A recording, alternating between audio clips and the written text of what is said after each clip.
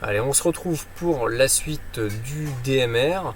Cette fois-ci, nous allons nous pencher plus en détail sur la technologie TDMA rattachée à la norme DMR, même si le TDMA, que ce soit pour le DMR ou pour d'autres normes, ça reste toujours le même principe. Donc TDMA, en anglais, ça veut dire Time, Division, Multiple, Accès. En gros, en français, si on devrait le traduire, ça serait donner plusieurs accès, donc plusieurs moyens de communiquer en simultané grâce à une division des communications par le temps et non pas par la fréquence. Là, on est vraiment sur une division des communications sur le temps, sur un temps donné. Et donc, c'est vraiment la particularité du DMR. Alors là, vous avez un petit visuel qui vous permet de vraiment le visualiser concrètement. Mais si je devrais vous faire écouter du DMR, une trame DMR, lorsque moi je transmets avec une radio, eh bien voilà ce que ça donne. Donc là, je suis sur la même fréquence. Donc là, j'ai une radio analogique. Et là, j'ai ma radio numérique qui va donc transmettre des trames DMR, donc en TDMA, sur une fréquence, et je vais la réécouter en analogique pour vraiment voir ce que ça transmet, ce que ça envoie concrètement sur les ondes radio. Donc si je transmets, donc là je me suis mis sur le canal 11 PMR pour le test, donc là je transmets.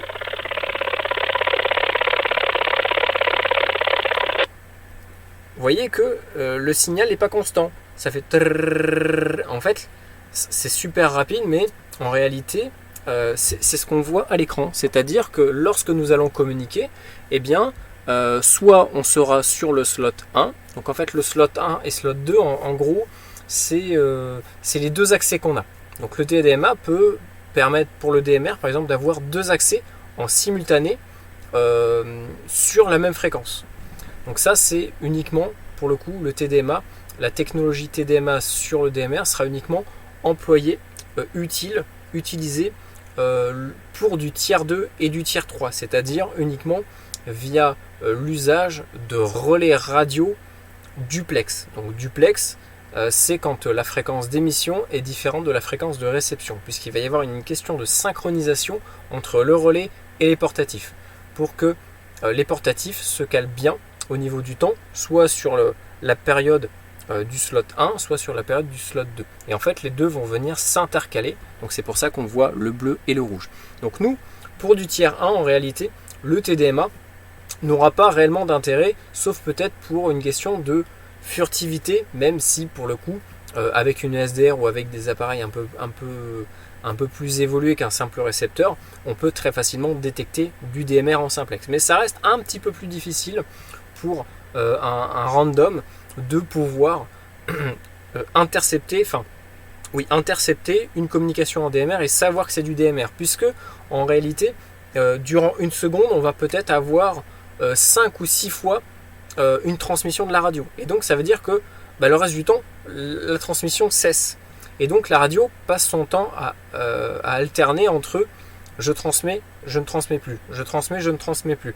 Et donc en fait, les récepteurs qui sont de pas très bonne qualité, en fait le signal varie en permanence, et donc ils ne savent pas vraiment s'ils doivent ouvrir le squelch ou non. Alors après, bien sûr, avec une SDR ou avec une radio qui a le squelch ouvert, on peut très facilement entendre les trames.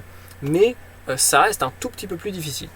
Et donc voilà, pour du simplex, il faut savoir que les questions du slot n'ont aucun incident sur les communications, puisque le TDMA, l'usage du TDMA, c'est-à-dire faire transmettre plusieurs radios en simultané sur la même fréquence, donc c'est-à-dire pour deux communications différentes, les deux radios ne communiquent pas entre elles, mais sur par exemple deux groupes de discussion différents. Donc imaginons, vous allez surtout le retrouver sur les réseaux professionnels, et bien sur le slot 1 par exemple, ça va être, je sais pas moi, si je prends le réseau d'un bus, réseau de bus qu'on retrouve très régulièrement en DMR, et bien ils auront par exemple le slot 1 réservé uniquement pour la zone nord par exemple de la ville, ou pour les conducteurs de bus, et le slot 2 plutôt pour par exemple les contrôleurs ou les mécaniciens, voilà, qui ont besoin de se déplacer ou d'aller intervenir à différents endroits.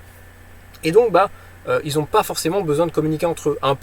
C'est un peu le même principe que le TG, mais cette fois-ci directement sur les ondes radio. Et donc, c'est-à-dire que sur un réseau de bus, c'est-à-dire un relais qui fonctionne donc un relais duplex qui fonctionne sur donc une fréquence d'entrée et une fréquence de sortie, donc en gros il y a une seule fréquence, on va dire, de communication. Et bien sur un seul relais, on va pouvoir faire communiquer deux groupes différents via le slot 1 et le slot 2. Donc après, selon les normes, eh bien, on va pouvoir avoir plus ou moins de slots et donc plus ou moins d'utilisateurs en simultané sur le réseau. Et donc ça a un très gros avantage, notamment par rapport au gain de place au niveau du spectre radio, puisque là pour le coup, sur 12,5 kHz, donc c'est ce qu'on voit ici, c'est vraiment la largeur de bande, la bande passante de nos communications, eh bien on va pouvoir faire passer deux communications. Là où à l'époque en analogique, si on devait faire communiquer deux groupes via des relais en simultané, sans qu'ils s'interfèrent les uns les autres ou sans qu'ils s'entendent les uns les autres, il aurait fallu installer deux relais différents avec pour le coup quatre fréquences, deux fréquences d'entrée, deux fréquences de sortie, mais en gros sur les relais ce qui nous intéresse c'est vraiment la fréquence de sortie, on va dire. Donc en fait au lieu d'avoir une fréquence d'exploitation, on se serait retrouvé, l'entreprise se serait retrouvée avec deux fréquences d'exploitation. En tout cas pour la réception, mais donc en tout ça fait 4 fréquences à louer. Ça fait beaucoup pour des professionnels, là où pour le coup avec la technologie TDMA, vu qu'on peut faire transiter deux communications simultanées sur le même réseau, sur le même relais, sur la même fréquence, ils ont juste à louer une fréquence pour l'entrée du relais et une fréquence pour la sortie du relais, mais je pense que même les deux sont vont automatiquement ensemble, mais dans tous les cas ça c'est des frais supplémentaires. Et donc ça prend aussi de la place sur le spectre. Et donc ça veut dire que cette place-là, si on prend l'exemple des deux relais différents qui fonctionnent sur deux fréquences différentes pour deux groupes différents, ça demande 2 fois plus de maintenance, ça demande 2 fois plus de matériel, puisqu'il faut 2 antennes, il faut 2 relais, et il faut 4 fréquences en tout à louer. Donc ça fait beaucoup d'argent de dépenser, là où pour le coup en DMR, certes, le matériel est plus cher que de la radio analogique, mais pour le coup, on a un gain de place et on a aussi beaucoup d'avantages que nous ne retrouvons pas en analogique, comme les différentes fonctions que je vous ai présentées précédemment. Et donc, là, pour le DMR, on voit qu'on a bien un slot 1 et un slot 2. Alors, pour du tiers 1, le tiers 1, je rappelle que c'est les communications simplex de portatif à portatif sans passer par un relais, eh bien, la question du slot ne se pose pas en fait, puisque le slot, l'intérêt du slot c'est via un relais, et en fait c'est le relais qui lui, une fois qu'il détecte des trames numériques sur sa fréquence d'entrée, donc ça on le verra une prochaine fois, on va rentrer plus en détail là-dessus, lorsque lui détecte, ok il y a une radio, on va le faire simple aujourd'hui, lorsque vous avez votre radio de programmer sur la fréquence du réseau DMR, donc le relais de bus ou n'importe quoi. Le relais, lui, il attend de recevoir du DMR avec le bon code couleur. Lui, c'est tout ce qui l'intéresse, il veut juste recevoir du DMR et le bon code couleur. Après, le TG, l'identifiant, il s'en fout. Ça, après, c'est en interne, dans le logiciel du relais, parce que pour le coup, on est sur des relais numériques. C'est dans le logiciel du relais qu'on va pouvoir également, potentiellement, régler des filtres au niveau des identifiants. On peut même bannir des identifiants du réseau, ou on peut interdire ou uniquement autoriser que certains TG à être utilisés. Ça c'est très rare, on va surtout le retrouver sur les réseaux radio amateurs, mais à part les réseaux radio amateurs, personnellement je ne connais pas de réseaux qui interdisent l'utilisation d'autres TG. Mais quand même tout ça pour dire que en fait, c'est toujours des filtres sur des filtres sur des filtres qui font qu'à la fin, la communication va passer ou non. Et donc, pour revenir au relais et au slot, le relais, lui, il attend d'avoir du DMR. Ok, je reçois du DMR, est-ce qu'il a le bon code couleur? Il a le bon code couleur, je vais me déclencher. Et donc, le déclenchement du relais permet, donc lui, le relais transmet, en gros, c'est vraiment comme des wagons. Vraiment, imaginez un train de marchandises, et donc, les rouges bah, ça va être le slot 1, donc ça va être un wagon sur deux, hein. Vous voyez bien que c'est à chaque fois 1 sur 2. Et dans le wagon qui est censé être vide, bah, nous avons le slot 2. Et en gros, le relais, lui, à partir du moment où il reçoit une communication, alors sur le slot 1 ou sur le slot 2, hein, ça c'est n'importe, hein, c'est comme on veut. À partir du moment où il reçoit une communication, soit sur le slot 1, soit sur le slot 2, lui, il commence à transmettre le slot 1 et le slot 2 en même temps. Enfin, en même temps, à la suite. Comme un wagon, comme un train de marchandises, qui va avoir des wagons vides. En gros, lui, il transmet des wagons pour transporter l'information. Donc slot 1, slot 2, slot 1, slot 2, slot 1, slot 2, etc. etc. Et ça se fait sur le temps. C'est-à-dire que chaque fois, ça va faire transmission 1, enfin slot 1, slot 2, slot 1, slot 2, si on avance dans le temps. Là où sur des technologies, par exemple du FDMA, donc c'est pour Frequency Division Multiplexé, on va avoir les deux communications côte à côte. Là, pour le coup, elles se suivent. Tac, tac, tac, rouge, bleu, 1, 2, 1, 2. Et donc, le relais, lui, dès qu'il reçoit une communication, il se déclenche, il s'ouvre, donc c'est-à-dire qu'il se met en transmission. Sauf qu'il transmet des trames que je vais appeler des trames blanches, des trames vides. Mais il va y avoir quand même le slot 1 et le slot 2 d'envoyer. Donc c'est-à-dire que le relais, lui, envoie l'information, je transmets le 1, je transmets le 2, je transmets le 1, je transmets le 2. Et les radios, qui elles sont à l'écoute du relais, vont dire ok, c'est la particularité du DMR, c'est que le DMR, dès que vous voulez, on le verra dans une vidéo, dès que vous voulez déclencher un relais, dès que vous appuyez sur le PTT pour commencer à parler, ça ne sera pas instantané. La radio va envoyer une trame au relais. Le relais, lui, si vous êtes à portée d'antenne du relais, que vous avez le bon code couleur, il va se déclencher. Il va envoyer l'information à la radio comme quoi il est ouvert. Il dit ok, tu as le bon code couleur, tu es sur la bonne fréquence, je t'autorise à communiquer. Tu es à portée d'antenne, tu peux communiquer. Et à partir de là, la radio va être autorisée à communiquer. Donc automatiquement, vous allez voir, ça va faire un petit bruit normalement sur les radios si vous les avez bien programmées, si vous avez activé le son. Elles vont faire un petit bip, ça dépend des marques. Elles vont sonner, elles vont vous dire c'est bon, tu peux commencer à communiquer sur le réseau.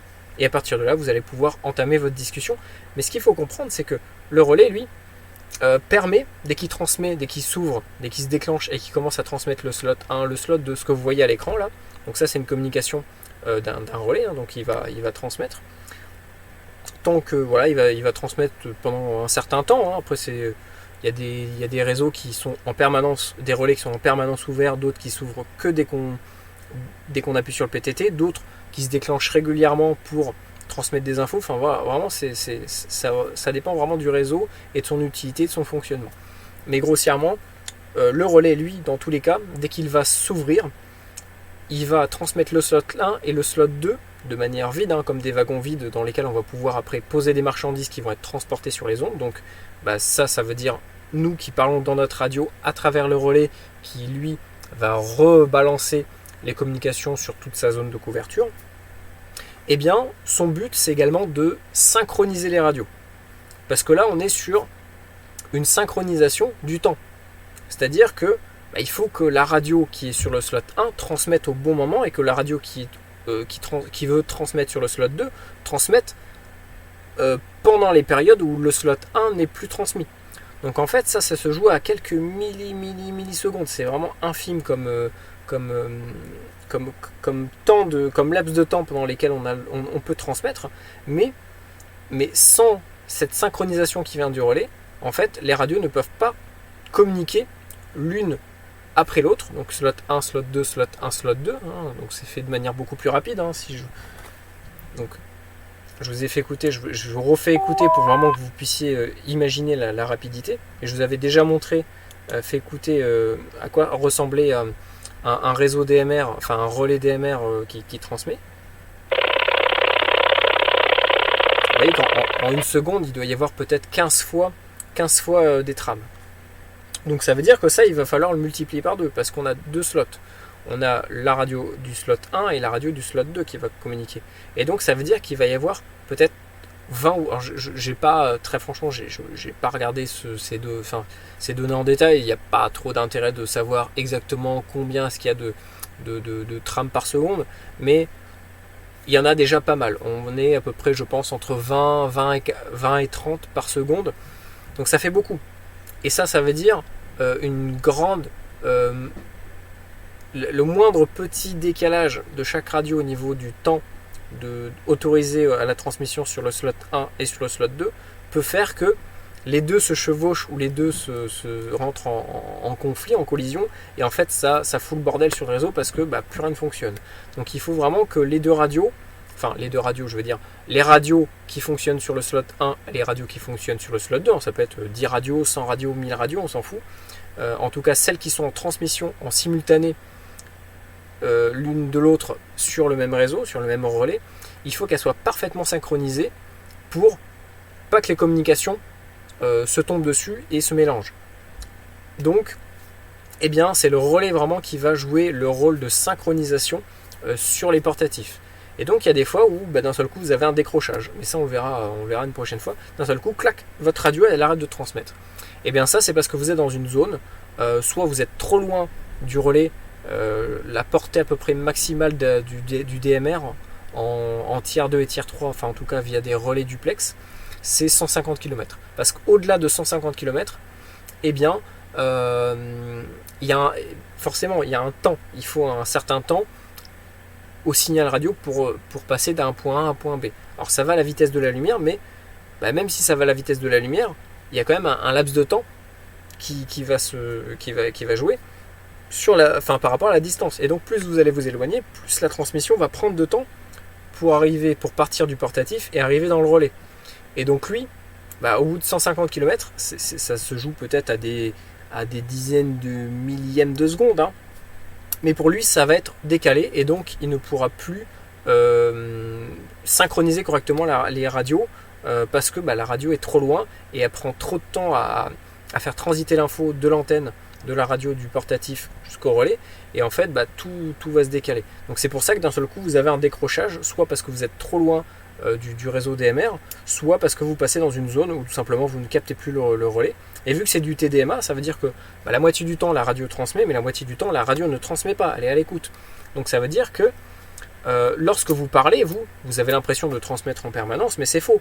En réalité, la radio, la moitié du temps, elle ne transmet pas. Donc ça veut dire qu'elle est potentiellement susceptible, elle est susceptible de recevoir des informations. Et ces informations-là viennent du relais en lui disant ok, à partir du moment où elle reçoit le relais, elle sait qu'elle est censée rentrer dans le relais. À partir du moment où elle ne reçoit plus le relais, où elle est plus synchronisée avec le relais, pour elle, elle est hors de portée du réseau, donc ça sert à rien de transmettre dans le vide. Donc elle va se couper automatiquement.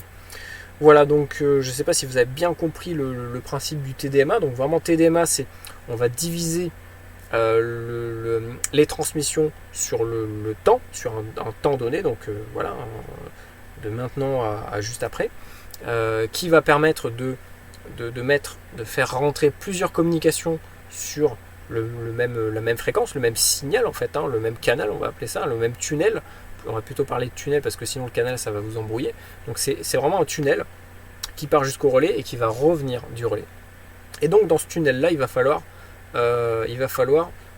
gagner un maximum de place justement en jouant sur le slot, donc slot 1 et slot 2. Voilà, comme le Wi-Fi où en réalité le Wi-Fi transmet de temps en temps une communication, de la donnée et attend de recevoir une sorte d'accusé-réception. En fait c'est vraiment ça, c'est toujours un système d'accusé-réception comme le QSL dès qu'on communique, hein. C'est voilà, tant que la radio n'a pas le QSL de ce qu'elle vient de transmettre, tout comme en informatique, on envoie de la donnée, si on n'a pas le retour, ça veut dire que de l'autre côté ils l'ont pas reçu, donc on va devoir le renvoyer. Et donc voilà, c'est pareil avec la radio, c'est que tant que les radios sont synchronisées au relais, ça peut communiquer normalement parce que tout est bien calé et le relais reçoit bien les radios, donc il n'y a pas de problème, et les radios reçoivent bien le relais parce que ça marche dans les deux sens. Mais voilà, une fois qu'on est hors de portée de tout ça, si on n'a pas l'accusé-réception, on ne va pas pouvoir communiquer. Donc d'où l'intérêt du tiers 1, parce que le tiers 1, pour le coup, en fait, il n'y a pas besoin de relais. Alors par contre, vu qu'on n'a pas de relais qui nous permet de synchroniser les communications, je vois que certains se prennent la tête, ouais, qu'est-ce que je dois programmer, je suis en train de programmer des canaux 446 pour du DMR, est-ce que je mets le slot 1 ou le slot 2? On s'en fout en fait. On s'en fout puisque slot 1 et slot 2, c'est uniquement pour un usage tier 2 ou tier 3 par des relais duplex. Donc vu qu'on est en simplex, en fait les slots n'ont aucune incidence. Puisqu'en plus de ça, les radios savent différencier une communication simplex d'une communication duplex. Donc quand elle est en simplex, elle fait pas attention au slot, elle s'en fout, parce que c'est du simplex. Vu que c'est censé être un relais qui synchronise tout le monde, et qu'il n'y en a pas, en fait, on peut pas, ce que je veux dire par là, c'est que en simplex, on ne pourra pas justement jouer sur le TDMA pour faire communiquer deux radios en simultané sur deux communications différentes. Enfin, je ne sais pas si vous voyez ce que je veux dire, mais donc un groupe comme le groupe sécurité et le groupe cuisine. Les deux ne pourront pas communiquer en simplex sur la même fréquence en simultané sans se gêner. Parce qu'il n'y a rien derrière qui permet de les synchroniser les unes avec les autres. Parce que c'est du simplex et que forcément il leur faut une sorte d'accusé-réception. En tout cas, moi par rapport à mes tests, c'est le cas. Alors après, peut-être qu'il y a des radios beaucoup plus perfectionnées qui savent détecter le rythme de l'autre radio et caler leur communication et leur slot par rapport à ça pour peut-être les faire communiquer correctement. Mais en tout cas, sur toutes les radios que j'ai pu tester, les TYT, les SHM, les Anyton, tout ce que vous voulez, les Retevis, en simplex, il n'y a pas de problème. Enfin, il n'y a pas de problème, il n'y a pas de question de slot. Donc que vous soyez sur le slot 1 ou sur le slot 2, les radios pourront communiquer ensemble, il n'y a pas de problème. Par contre, sur un relais duplex, là, le slot 1 et le slot 2 joueront vraiment un rôle ultra important parce que c'est ce qui vraiment permet de caler les communications les unes après les autres et de ne pas tout mélanger et que tout soit bien synchronisé. Voilà, j'espère que vous avez un petit peu mieux compris qu'est-ce que c'est que le TDMA. Alors je sais pas, je crois que j'avais mis quelques fois. Alors voilà, on a un autre exemple du TDMA pour que vous puissiez vraiment un peu mieux le visualiser. Et c'est d'ailleurs ce que je vous disais tout à l'heure. Vous voyez, FDMA, on le retrouve aussi dans les communications analogiques. Donc, comme je vous disais tout à l'heure, l'exemple du réseau de bus. Donc le réseau de bus, dès que je veux dire ça, c'est l'entreprise de bus qui a besoin d'une fréquence, d'un espace de communication pour les chauffeurs, les conducteurs et un espace de communication pour les contrôleurs. Et bien, sur des fréquences analogiques, ils vont devoir installer deux relais différents qui vont fonctionner avec deux fréquences différentes côte à côte. Alors côte à côte, ils ne sont pas obligés d'être parfaitement collés, mais tout ça pour dire qu'ils seront sur deux fréquences différentes pour communiquer en simultané sans se perturber. Et sur du DMR, on va être vraiment sur une superposition. Donc c'est là que vous voyez qu'en fait, là c'est vraiment en long au niveau du temps et au niveau de la bande de fréquence qu'on va voir qu'il y a une séparation. Enfin au niveau du temps non parce que c'est en même temps, mais c'est vraiment au niveau de la fréquence, au niveau du spectre, qu'on voit que on a 2 fois 12,5 kHz. Donc la communication bleue ça va être par exemple les chauffeurs, la rouge ça va être les contrôleurs, et en TDMA, donc sur du DMR par exemple, les chauffeurs vont être en bleu, mais cette fois-ci les communications ne seront pas situées ne seront pas séparées au niveau de la fréquence, mais vraiment au niveau du temps.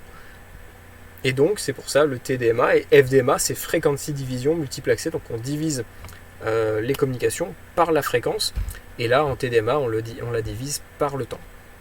Et donc on voit que les chauffeurs sont en bleu, donc c'est une fois sur deux, et les contrôleurs c'est toujours une fois sur deux, mais dans les espaces laissés disponibles par le slot 1. En fait c'est vraiment comme un espace, comme des dents, vous voyez, comme des dents de pignon qui vont venir se rentrer les uns dans les autres. Donc voilà, entre chaque transmission du slot 1, il y a un espace suffisant pour faire rentrer le 2.